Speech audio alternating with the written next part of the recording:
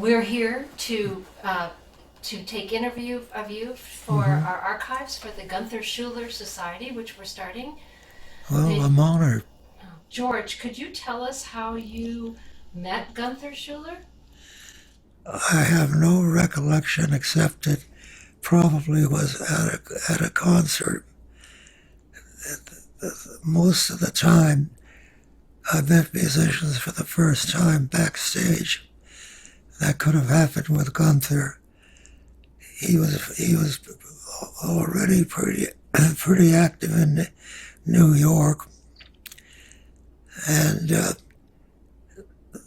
his varied programs led to a series of unusual concerts in which he had every kind of music imaginable. Gunther is probably more versed in a greater variety of music than any other composer, including Henry Cowell, which is going somewhere. The nice thing about him was that he never showed off his erudition, and he had answers for almost anything that came up. Recording Gunther was the easiest thing in the world because he was always thoroughly prepared and could anticipate shifts of concentration.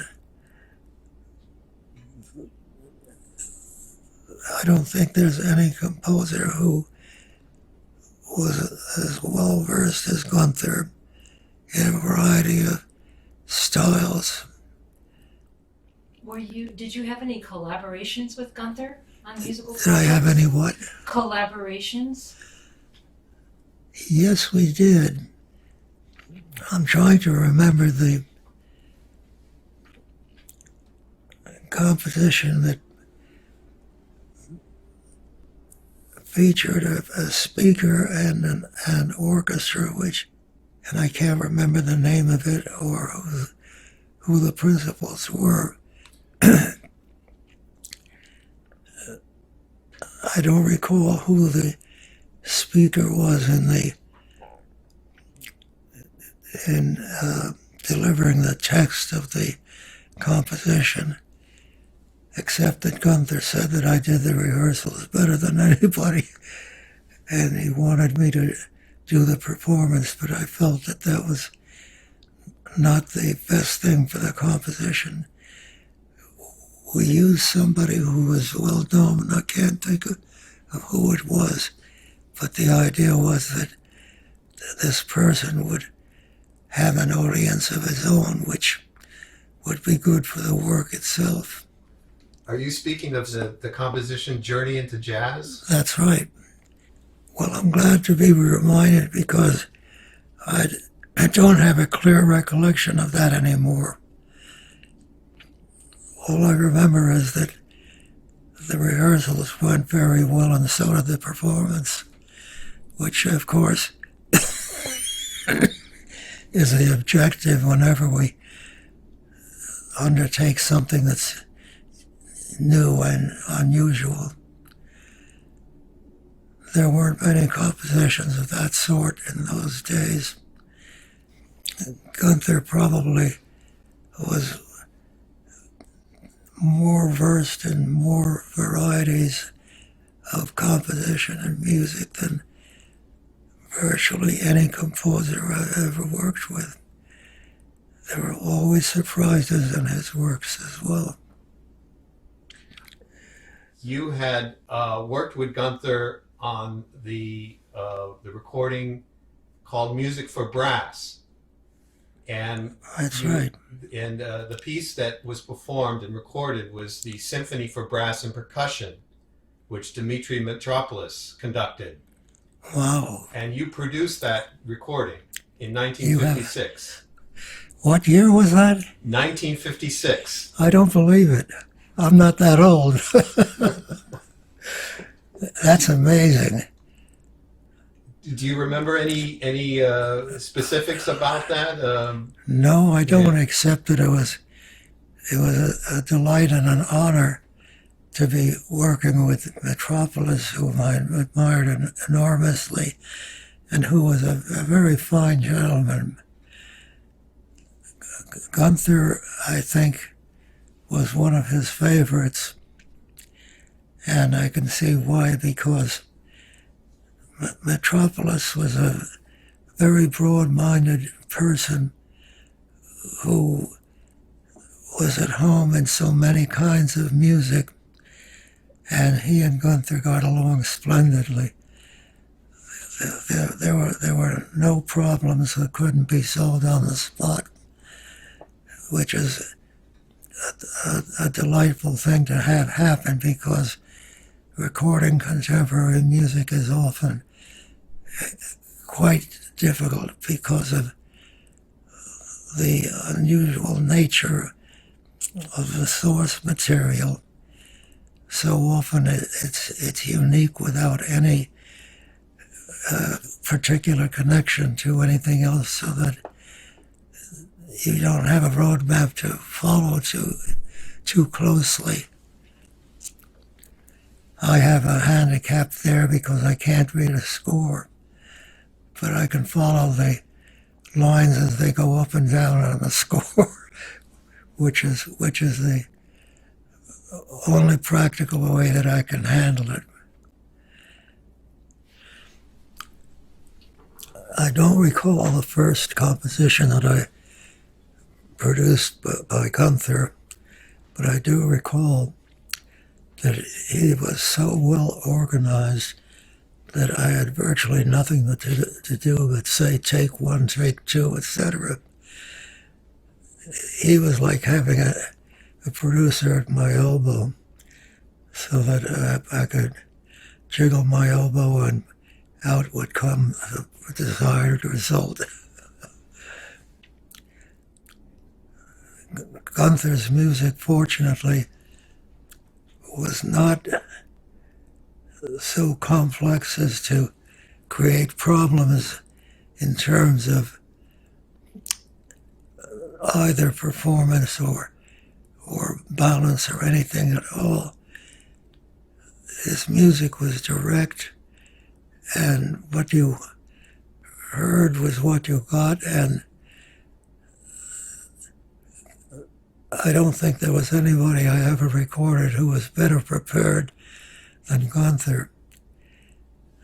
I could see how he became a splendid producer because he thought like one from the very beginning. I just wish we could have done more, but the opportunities were not as frequent as they might have been. It's not easy to arrange concerts of contemporary music because you have to have the right players and the right kind of atmosphere to produce the result that the composer is looking for. If someone could ask you what Gunther's greatest achievement and how he impacts the rest of the world, what would you say? You have to ask me again. In what way do you think Gunther has impacted the world, or the world of music? Oh boy, that's a pretty impossible question. Well, he was probably the most varied composer imaginable. He was skilled in every aspect of music, and he loved it all. His understanding of jazz was such that it would be hard to imagine anyone absorbing the varied styles that he presented with as much skill as he did. Gunther's music defined denied categorizing,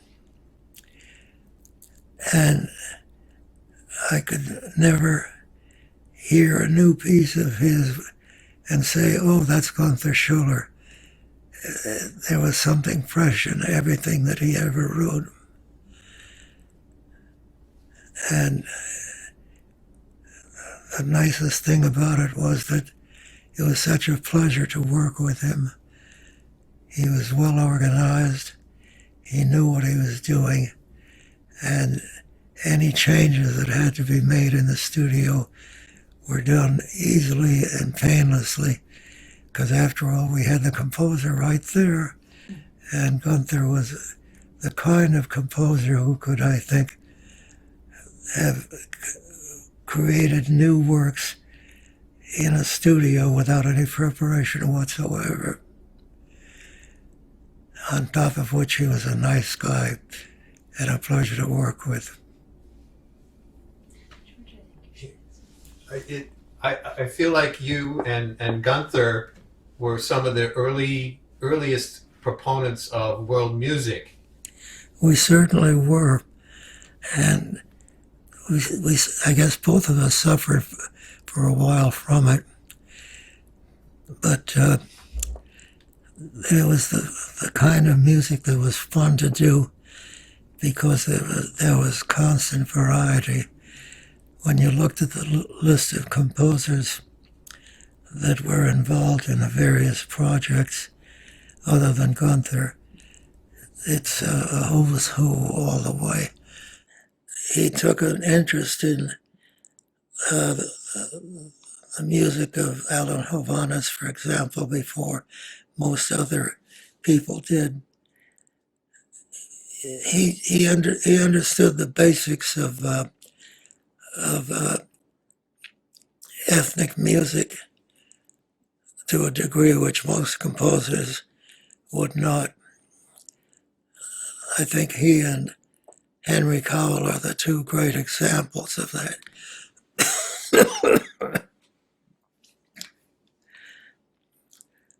What a pleasure it was to work with people like that. Do you think Gunther might have actually worked with your wife, Anahid, before meeting you, because she was involved in the classical scene in New York? It's very, very likely.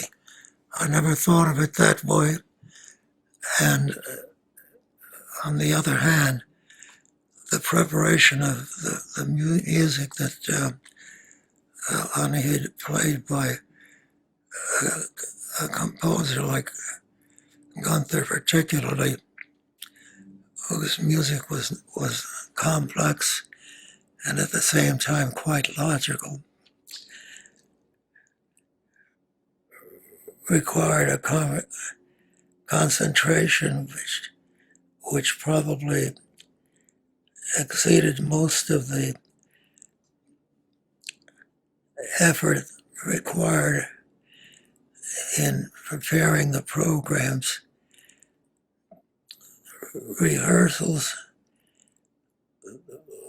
were held at both apartments, at Gunther's and ours, and I was able to attend a number of them so that I had a feeling of what was going to happen before the actual recording.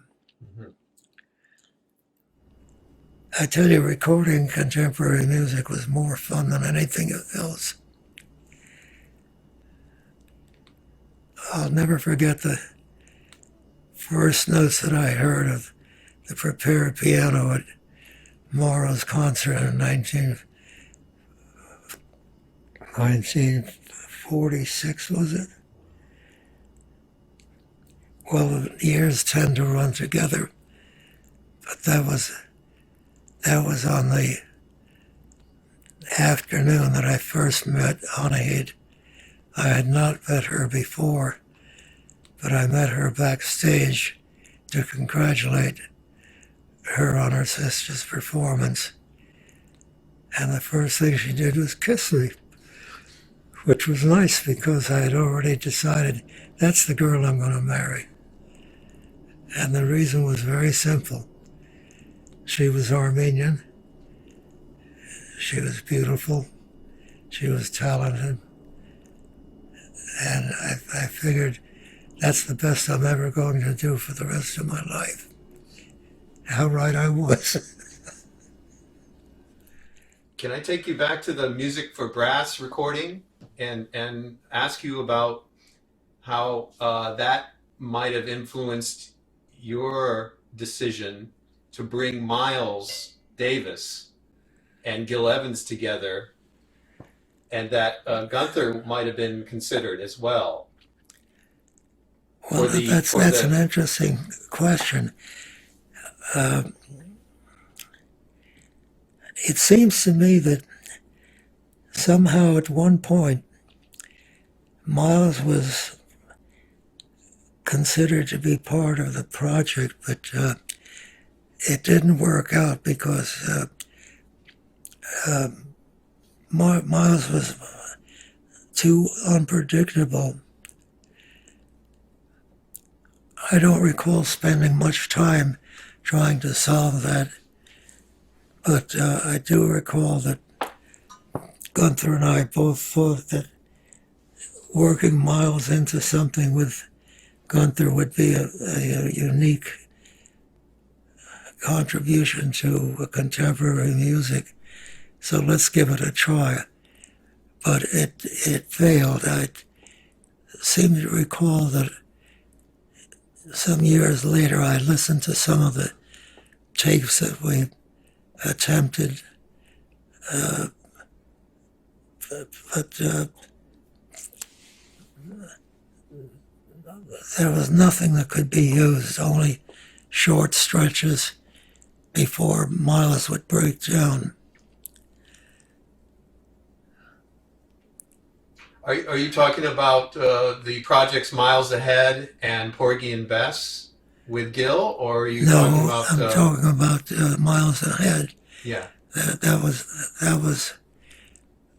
one that I spent the most time on, and being the first of its kind, there were problems that we encountered, which I can't remember anymore, except that it was hard work. I think that what I remember Gunther talking about, that Miles was having lip problems. He always seemed to have something wrong. I think the problem was that he did not have a proper technique to preserve the wear and tear on his lip in terms of the demands made by the music.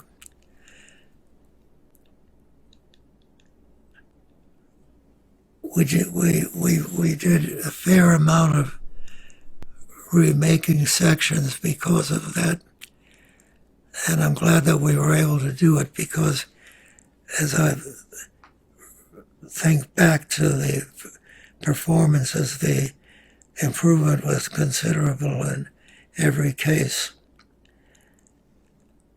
One thing about Miles, he had a pretty good notion of what he wanted, and if he couldn't execute it one way, he found another way of doing it. I don't know how else to describe the process, but it took me by surprise many times, but it all worked out in the end. It certainly did. Yeah.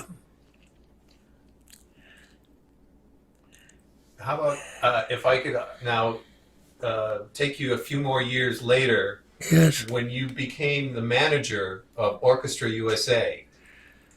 Well, that was a completely different thing, of course.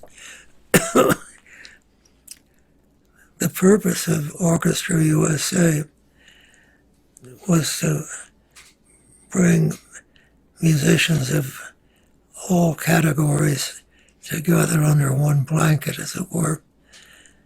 And the first problem was the question of personnel.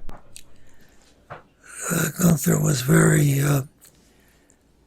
much aware of the requirements that would be made of the performers, and he handpicked the musicians carefully.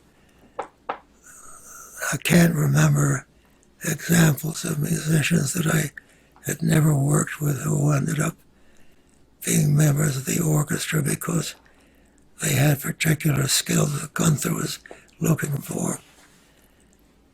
But Gunther was the father of the orchestra in more ways than one.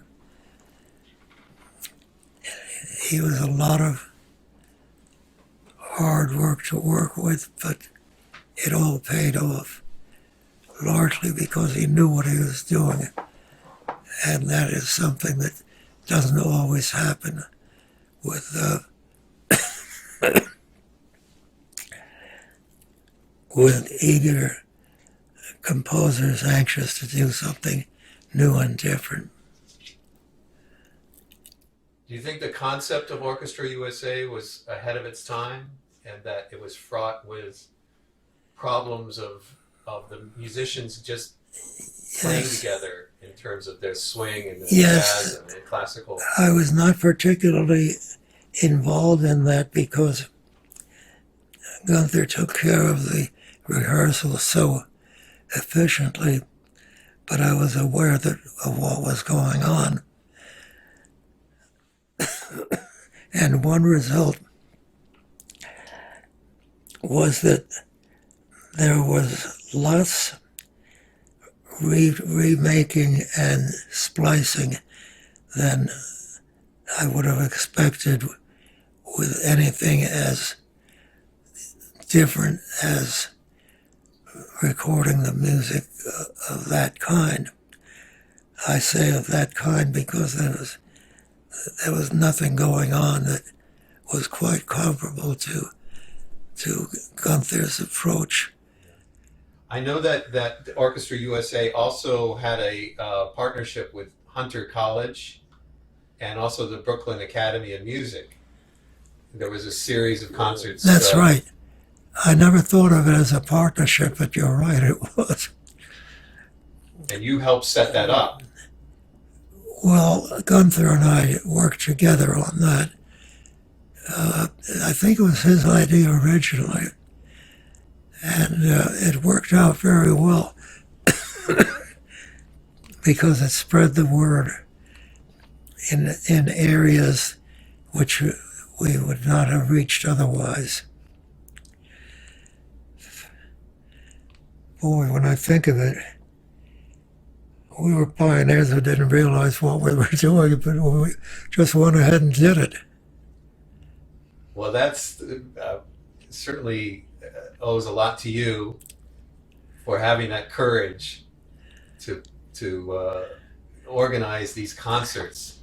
Well, and I could understand the struggles you had in trying to get the public to come to these concerts. I have several letters of yours. Gosh, I'd like to read them because I don't remember too many problems except that there were some. Well, for instance, you wanted to also include guest artists. People like Nina Simone was a name that came up that surprised me. How on earth we got involved with her?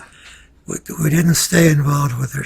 She was kind of crazy. Well, it was a suggestion because you had thought that because she was associated with Colpix Records, that she could do something with Orchestra USA. Oh boy.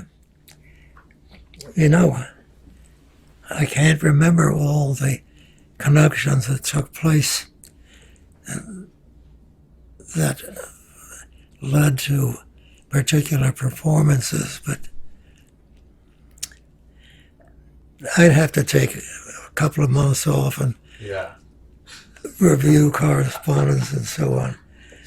I know that things happen too fast. Bang, bang. I know. Artie Shaw was also considered as a guest to do a clarinet concerto. It was to bring him back out of retirement? Who was that? Artie Shaw. Now that's a good question because it was something that was quite involved with Artie, and I can't remember what it was. Well, he wanted to start a music school. Well, he was a very creative person, and I'm not surprised that he had ideas like that. I don't recall specifically where the music school would have been or anything like that, but he was an idea man who struck off ideas like sparks off a hammer. He had a brilliant mind, and I wish he had done more musically than he did, because he never got much beyond his peak of activity in popular music. I recall that he was interested in classical music, and he even did a recording with a string quartet.